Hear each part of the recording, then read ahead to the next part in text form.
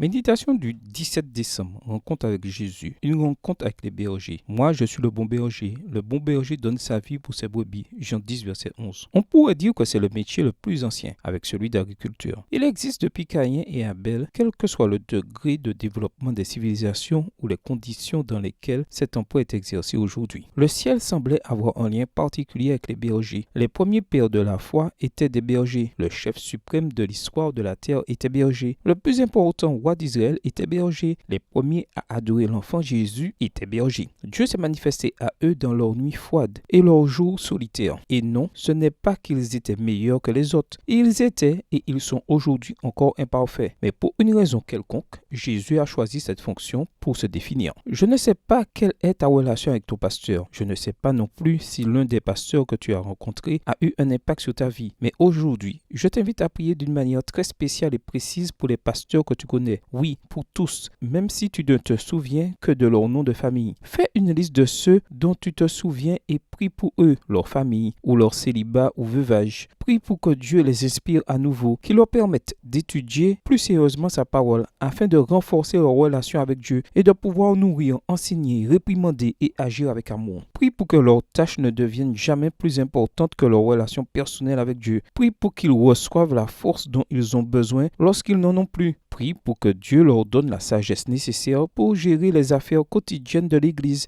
et parler au cœur des gens dont ils ont la charge. Nous n'avons aucune idée des luttes qu'ils mènent. Bien souvent, nous ne connaissons pas leur histoire, l'origine de leur vocation, le poids de leur solitude et des responsabilités qui leur sont confiées, la peine qu'ils ressentent quand ils sont critiqués. Mais ce que nous savons, c'est qu'ils sont une cible certaine pour l'ennemi et que nos paroles d'encouragement, notre esprit de coopération, notre prière pourraient leur faire du bien. Avec un esprit libre de préjugés, de ressentiments et de douleurs, s'il y en a, demandons à Dieu de nous libérer de cela et de nous unir. Prions pour eux aujourd'hui. Envoyons-leur un message d'encouragement et rendons-nous disponibles. Nous pouvons former une grande équipe dans ce troupeau composé de brebis et de bergers dirigé par Jésus, le bon berger. Bonne journée à toi et que le Seigneur te bénisse.